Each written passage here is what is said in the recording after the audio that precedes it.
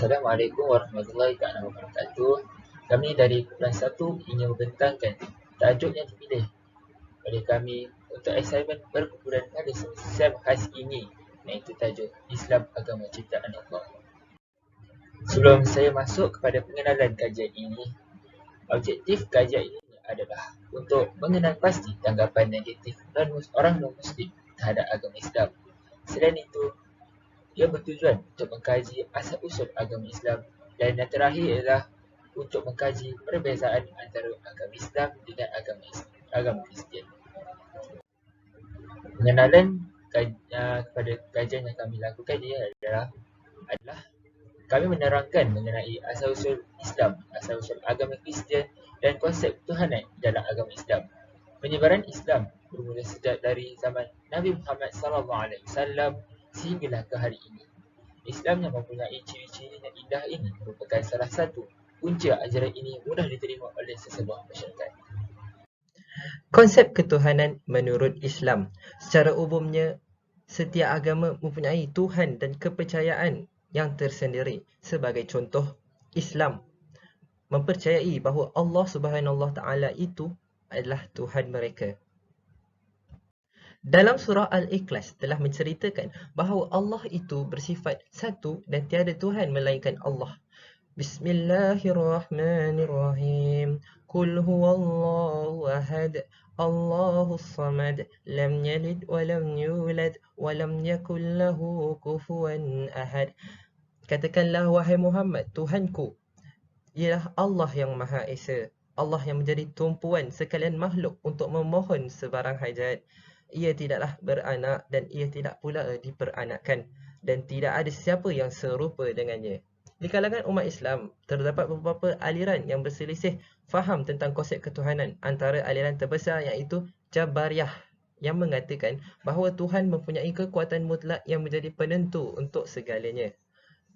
Dan ia bertentangan dengan aliran Qadariyah, yang menyatakan manusia bebas untuk menentukan takdir mereka. Qadariyah itu berasal daripada perkataan qadara yang memiliki dua pengertian, iaitu berani, mempunyai kekuatan dan kemampuan tersendiri. Menurut aliran Qadariyah, manusia berkuasa terhadap perbuatan mereka sendiri. Seperti yang dijelaskan, kedua-dua aliran ini bertentangan antara satu sama lain dan tidak diterima pakai oleh ahli sunnah wal jamaah, kerana sesetengah takdir boleh diubah dan sesetengah takdir yang tidak boleh diubah dan ditentukan oleh Allah Subhanahu Wa Taala. Okay, sebagai contoh, seperti kita sekarang, jika kita berusaha dan kita akan berjaya, itu adalah semua ketentuan yang kita ubah sendiri. Kita usaha dengan doa dan berkat usaha kita, solat kita jaga, itulah antara benda yang kita boleh ubah. Dan juga qada yang kita tak boleh ubah, macam hari kiamat, iaitu Allah saja yang tahu dan harinya akan tiba satu hari nanti. Dan juga ialah kematian yang tidak akan lambat walaupun sesaat. Asal-usul agama Islam. Dari segi bahasa, Islam berasal daripada perkataan salimah yang bermaksud selamat. Definisi Islam ialah menyerahkan diri sepenuhnya kepada Allah Subhanahu Wa Taala dan mentauhidkannya, tunduk dan patuh dengan penuh keikhlasan yang lahir dalam diri secara menyeluruh, serta beriman kepada ajarannya yang dibawa oleh Rasulullah SAW. Kelahiran Nabi Muhammad SAW adalah satu sinar permulaan bagi kemunculan agama Islam. Nabi Muhammad lahir pada hari Isnin 12 Rabiul Awal, tahun Gajah, di Mekah Al-Mukarramah. Wahyu pertama yang diturunkan oleh Allah Subhanahu Wa Taala ialah ketika baginda berusia 40 tahun. Baginda menerima wahyu tersebut ketika baginda sedang bertafakur di Gua Hira. Asal-usul agama Kristian. Agama Kristian atau agama Nasara ialah agama Samawi yang dibawa oleh Nabi Isa AS kepada Bani Israel yang berpandukan kepada ajaran Nabi Musa AS yang bersumberkan dari kitab Taurat. Apabila Bani Israel telah sesat dari ajaran Nabi Musa AS, Nabi Isa yang telah menyelamatkan mereka untuk kembali kepada Allah SWT. Kebanyakan dari Bani Israel termasuk pendeta-pendeta Yahudi menentang ajaran Nabi Isa AS. Mereka melemparkan pelbagai tuduhan, malah turut berpakat untuk membunuh Nabi Isa AS walaupun mendapat tentangan. Nabi Isa AS dan pengikutnya yang dipanggil Al-Hawariyun tetap berdakwah.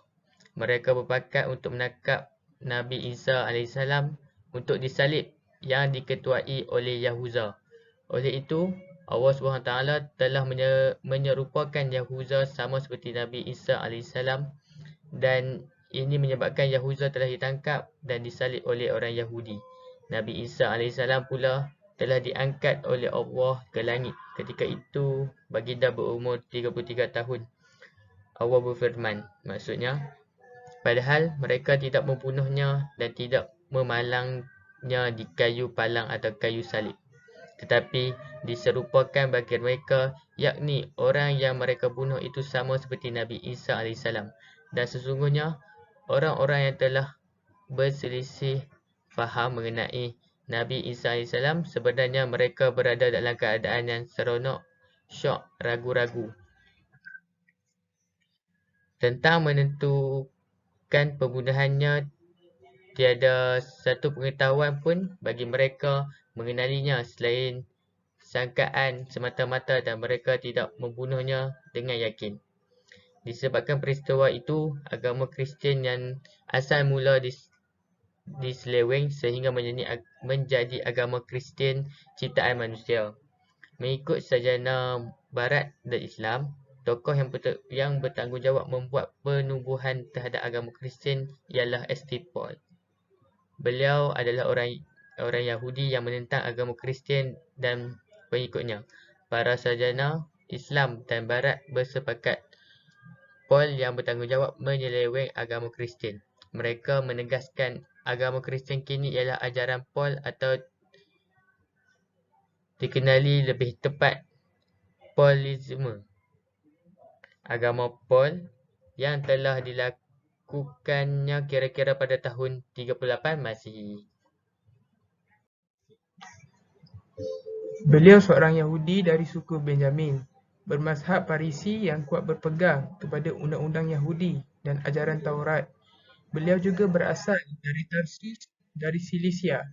Ketika beliau berusia 12 tahun, beliau dihantar oleh bapanya ke Jerusalem untuk belajar di sebuah institusi tinggi Greka di bawah pimpinan seorang pembesar agama Yahudi yang bernama Gamaliel, kerana bapanya mahu Paul menjadi seorang pendeta Yahudi. Seperti yang diperkatakan oleh sarjana Islam dan Barat, bahawa Paul memeluk agama Kristian bertujuan untuk merosakkan agama itu dari dalam dengan membuang ajaran asal yang penting dan memasukkan beberapa perkara baru ke dalamnya, seperti mengharuskan makan babi, mempercayai 3 Tuhan atau Trinity dengan menganggap Nabi Isa AS adalah anak Tuhan, Son of God dan lain-lain lagi. Semasa Paul memeluk agama Kristian, beliau jatuh rebah ketika dalam perjalanan ke kota Damsyik. Beliau ternampak panahan atau sinaran cahaya terpancar di sekelilingnya. Peristiwa itu berlaku pada kira-kira 38 Masihi dan ianya telah mengubah kehidupan Paul menjadi pengikut setia Yesus Kristus dan pendakwa utama Kristian. Ada yang menyatakan peristiwa adalah rekaan semata-mata kerana ia berlaku pada tahun 38 Masihi. Ini bererti peristiwa tersebut berlaku setelah 38 tahun Nabi Isa AS diangkat ke langit. Oleh itu, mustahil untuk Paul bertemu dan dilantik oleh Nabi Isa AS kerana masanya terlalu jauh dan lama. Selain itu, perubahan Paul secara tiba-tiba itu menjadi tanda tanya sehingga ramai sarjana mendakwa Paul sebenarnya mahu merosakkan agama itu dari dalam. Terdapat banyak tokok tambah dan penyelewengan yang telah dilakukan oleh Paul. Pelbagai unsur dari berbagai ajaran agama dan falsafah telah dimasukkan ke dalam agama Kristian sehingga membentuk doktrin-doktrin yang kemudian dijadikan sumber agama Kristian. Kini, antara ajaran ciptaannya ialah Trinity, agama Kristian, agama universal, pensaliban Nabi Isa AS di kayu salib sebagai penebusan dosa warisan, tidak perlu berkatan dan 7 doktrin Paul. Dalil Al-Quran. Firman Allah Subhanahu Wa Taala yang bermaksud, sesungguhnya agama yang benar dan diridai di sisi Allah ialah Islam, dan orang-orang Yahudi dan Nasrani yang diberikan kitab itu tidak berselisih mengenai agama Islam dan enggan menerimanya, melainkan setelah sampai kepada mereka pengetahuan yang sah tentang kebenarannya. Perselisihan itu pula semata-mata kerana hasad dengki yang ada dalam kalangan mereka. Dan ingatlah, sesiapa yang kufur ingkar akan ayat-ayat keterangan Allah, maka sesungguhnya Allah amat segera hitungan hisabnya. Surah Ali Imran ayat 19. Firman kedua, Allah Subhanahu Wa Taala bermaksud, katakanlah wahai Muhammad, patutkah kamu menyembah sesuatu yang lain dari Allah yang tidak berkuasa memberi mudarat dan manfaat kepada kamu, padahal Allah Maha mendengar dan Maha mengetahui. Surah Al-Ma'idah ayat 76. Bagi hadis pula, dikhabarkan oleh Abu Hurairah radhiyallahu anhu berkata, katanya kepada satu hari Nabi SAW duduk bersama-sama jemaah. Tiba-tiba datang kepadanya seorang laki-laki bertanya, apakah ertinya iman? Jawab Rasulullah, iman ialah percaya kepada Allah, kepada malaikatnya, kepada Rasulnya dan kepada berbangkit sesudah mati. Tanya orang itu pula, apakah ertinya Islam? Jawab Nabi, Islam iaitu menyembah Allah dan tidak mempersekutukannya, menegakkan solat, membayar zakat dan puasa Ramadan. Dia bertanya lagi, apakah ertinya ihsan? Jawab Nabi, ihsan ialah menyembah Allah seolah-olah engkau melihat dia. Biarpun engkau tidak melihatnya, maka sesungguhnya dia melihat engkau. Tanya orang itu pula, bilakah hari kiamat? Jawab Nabi, orang ditanya, Nabi tidak lebih tahu dari orang yang menanya, tetapi akan kuterangkan tanda-tandanya. Tanda pertama, apabila budak perempuan melahirkan majikannya, dan apabila gembala unta telah bermegah-megah dalam gendung yang indah mewah. Dan kiamat itu salah satu dari 5 rahsia yang Allah hanya mengetahuinya. Kemudian Nabi membaca ayat, Innallaha indahu ilmus sa'ah wa yunazzilul ghaitsa wa ya'lamu ma fi arham wa ma tadri nafsum madza taksibu ghada wa ma tadri nafsum bi ayyi ardin tamutu innallaha alimun kabir. Hanya Allah yang mengetahui hari kiamat dan turunnya hujan, dan yang mengetahui bayi apa yang di dalam rahim ibu. Allah juga mengetahui apa yang tidak diketahui orang, kerja apa yang akan dilakukannya besok. Allah juga mengetahui apa yang tidak diketahui orang di bumi mana dia akan meninggal.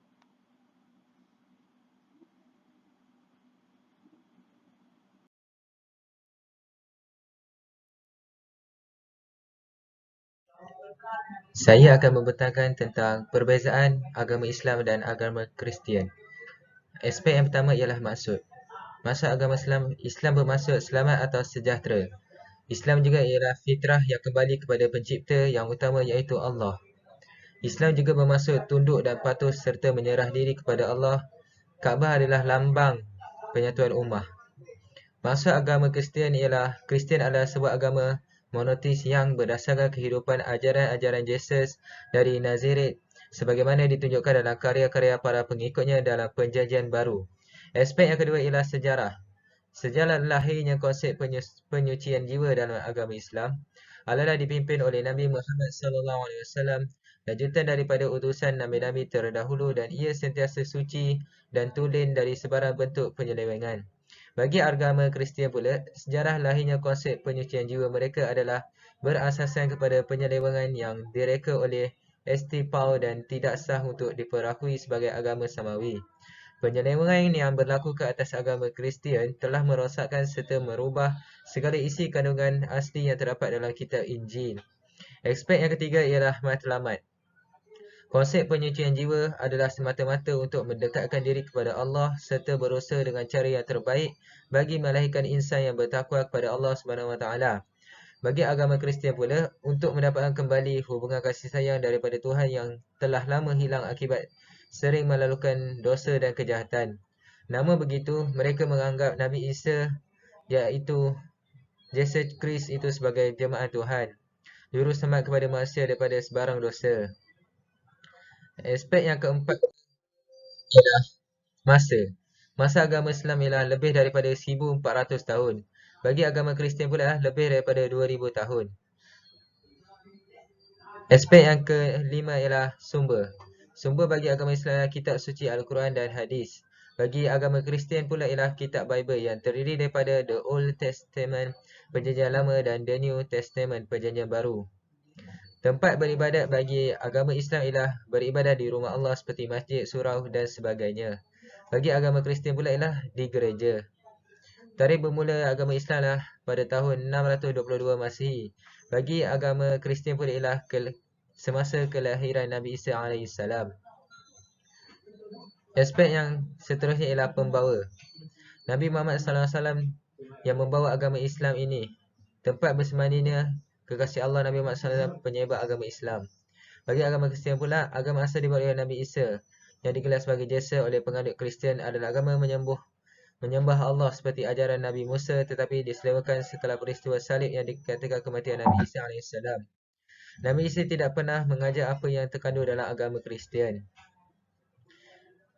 Yang seterusnya ialah konsep kepercayaan. Bagi agama Islam ialah akidah, ibadah, syariah dan akhlak. Bagi agama Kristian pula ialah Trinity yang mempunyai 3 Tuhan dalam entiti, iaitu Tuhan Bapa, Tuhan Anak dan Roh Kudus. Konsep ini bukan ajaran sebenar yang dibawa oleh Nabi Isa AS yang telah mengesakan Allah sebagaimana ajaran Nabi Musa AS. Yang seterusnya ialah perayaan utama.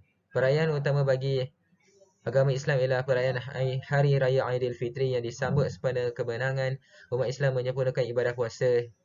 Dan yang kedua ialah perayaan Hari Raya Aidil Adha. Bagi agama Kristian pula ialah perayaan Hari Natal, iaitu Hari Christmas. Perayaan Paskah apabila orang Kristian berduka atas kebangkitan Yesus dan kematiannya. Perayaan Pestes Costa ketika mengingati kembali pemberian roh Allah kepada anaknya 7 minggu setelah hari kebangkitannya. Yang terakhir ialah ibadah, iaitu solat. Bagi Islam ialah satu ibadah yang mengandungi perkataan dan perbuatan yang dimulakan dengan takbiratul ihram dan diakhiri dengan salam yang kedua yang mesti memenuhi syarat-syarat tertentu serta rukun solat yang perlu dipatuhi. Yang kedua ialah mempunyai perkara-perkara yang membatalkan solat seperti berkata-kata dengan sengaja dan menambah atau mengurangkan perbuatan rukun solat. Bagi agama Kristian pula biasanya dilakukan di gereja yang diadakan pada hari Minggu iaitu hari Ahad dan juga hari-hari lain. Mereka akan membaca Alkitab, yakni kitab Bible. Banyak nyanyian pujian yang dinyanyikan oleh pendeta iaitu paderi menyampaikan khutbah. Saya akan bercakap tentang hujah non-Muslim terhadap Islam. So, yang pertama, orang-orang Kristian ni, dia menganggap Maryam alaihissalam adalah Tuhan.